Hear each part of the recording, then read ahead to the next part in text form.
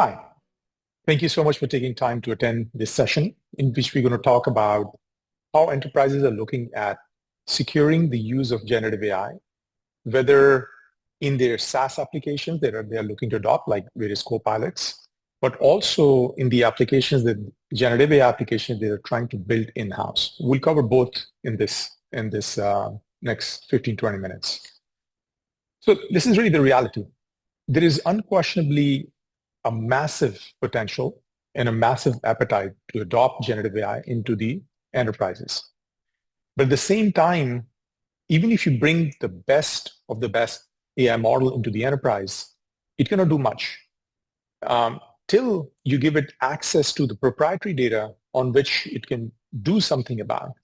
And you just can't also just give access to the proprietary data till the native controls in the systems where the data sits, they're accounted for.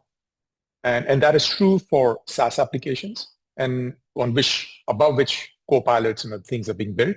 And it's also true for applications that people are trying to build on their own, whether it is Copilot, whether it's agentic workflows, whether it's enterprise search, RAG, all the use cases, you have to account for that.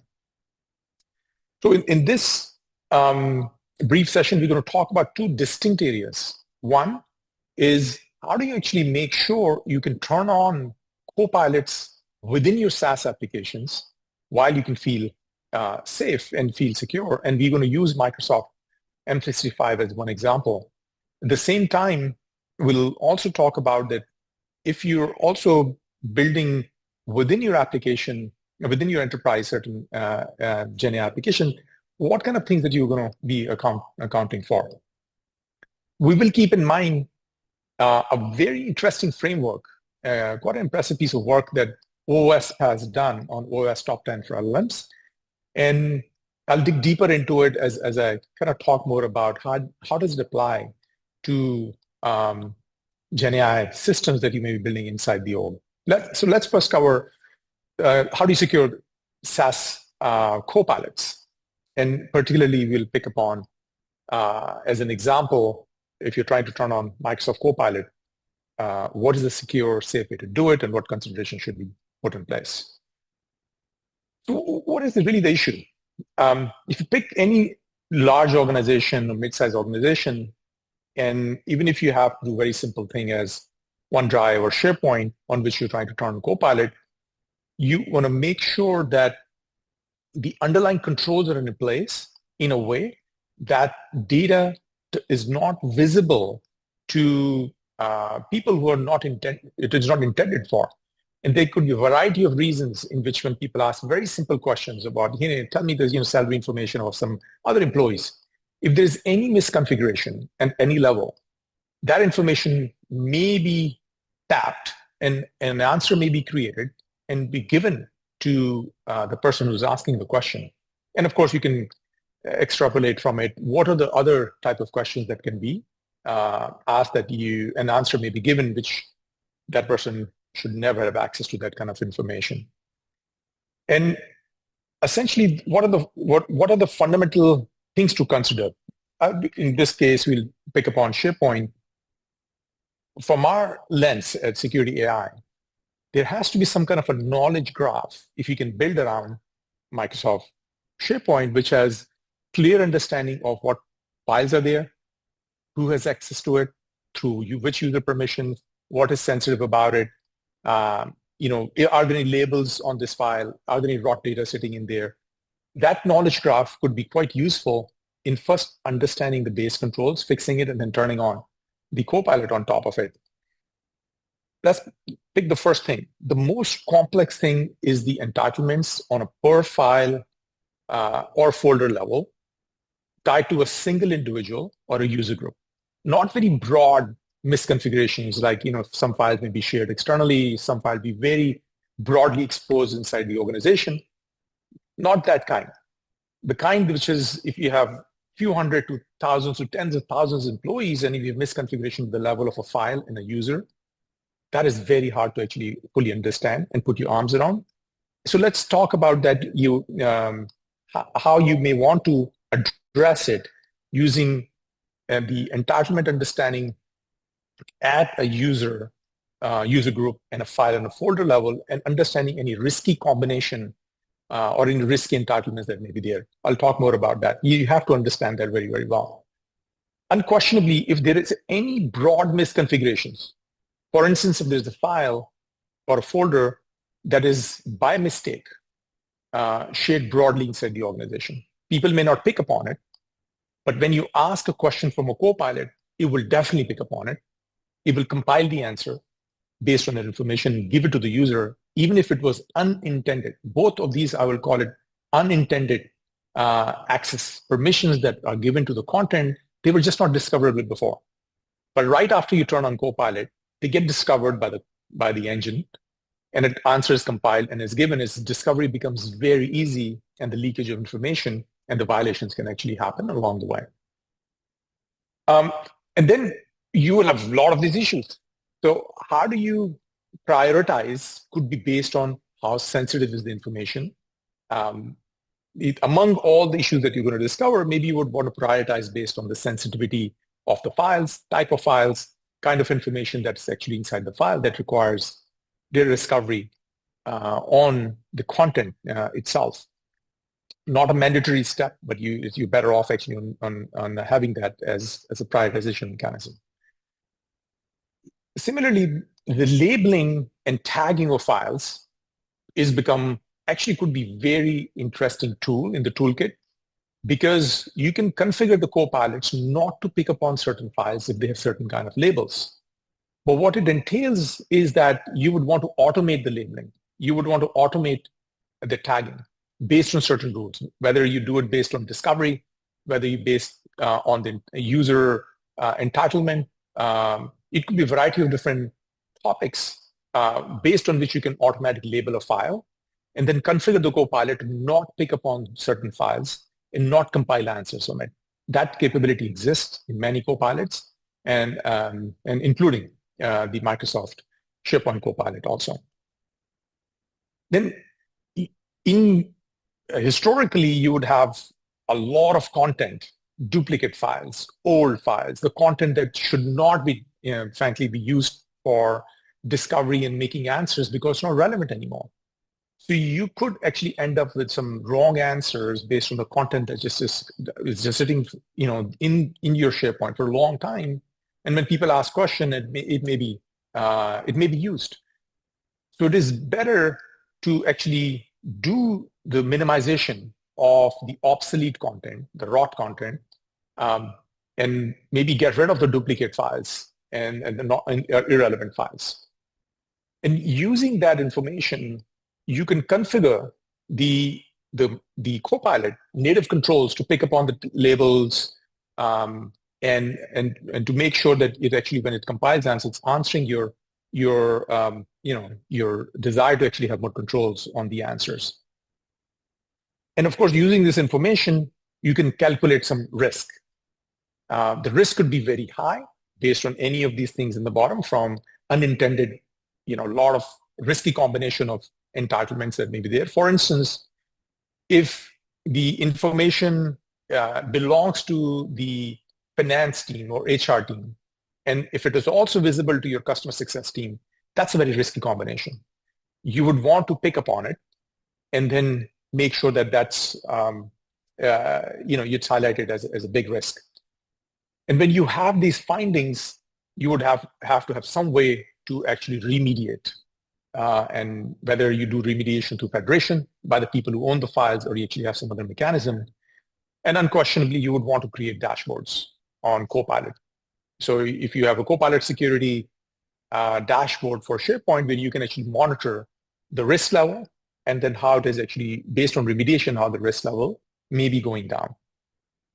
And digging deep a little bit into it, using the knowledge graph, you could find automatically certain risky combinations, or using the knowledge graph, you can configure rules which for your organization, they're absolutely a risky combination. The example I gave was if the content is being owned by the finance team or HR team and it has sensitive information, if it is visible also to the maybe customer success team and it has sensitive information available, that may be a risky combination of things that you want to discover and remediate it before you turn on the Microsoft Copilot on SharePoint and other places.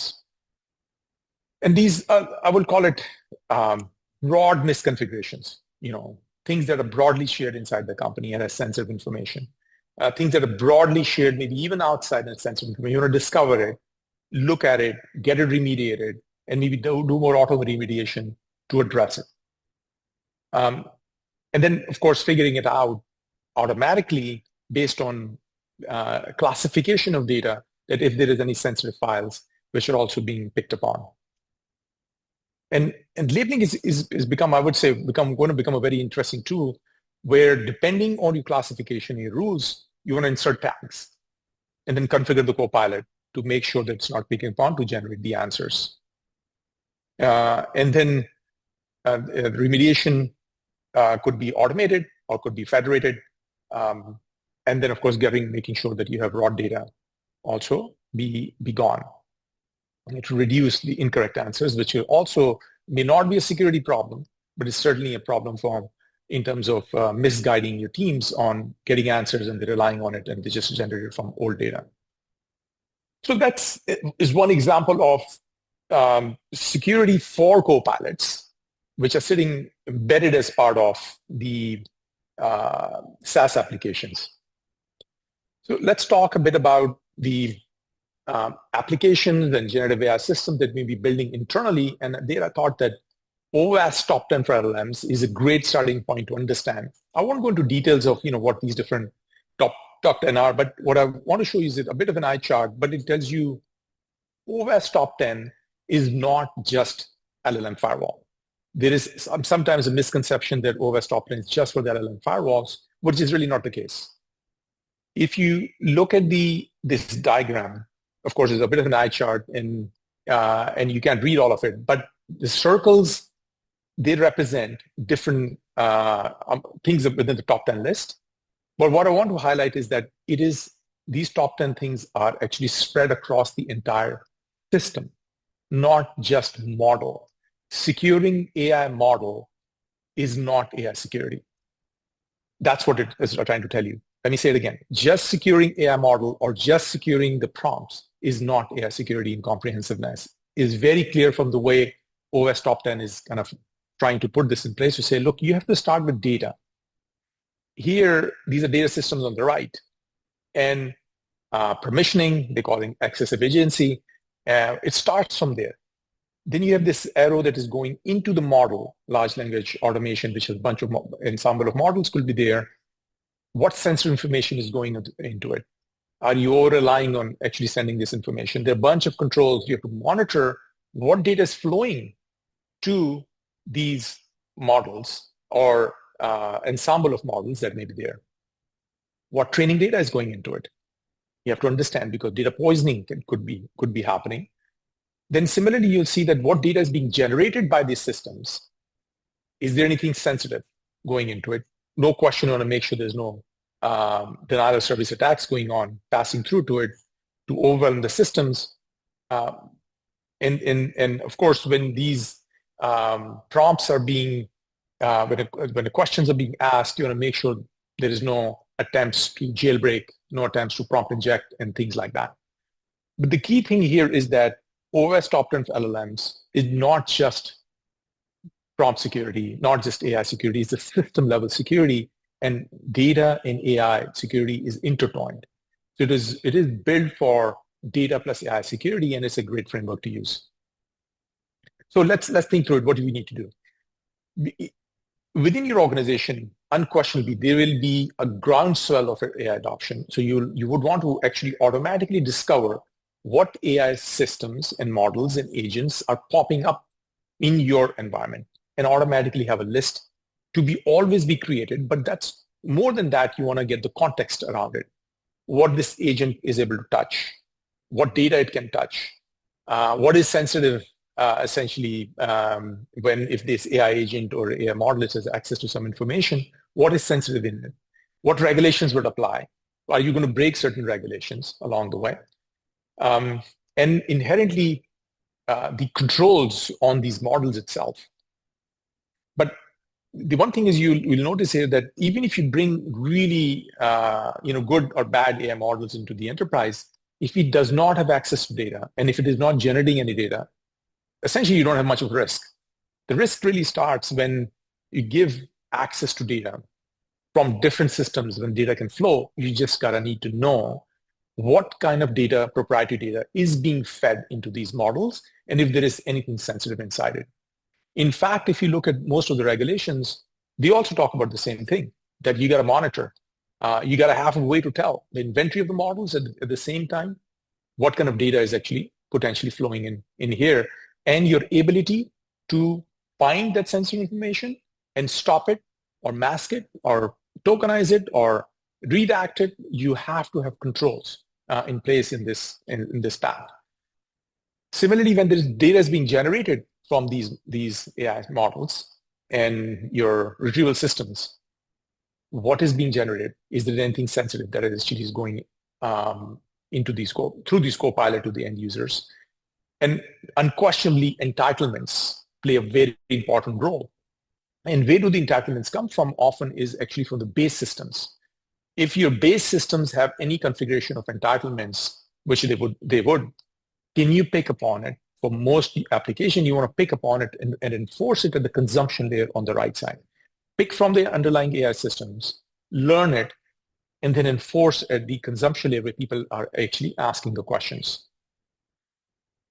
And above it, of course, you want to make sure that you are following EU AI Act, or you are actually going to be compliant with, if you care about other regulations in your enterprise, you want to make sure you have a way to actually, for every system, you have a way to tell that, yes, we're going to be compliant to EU AI Act.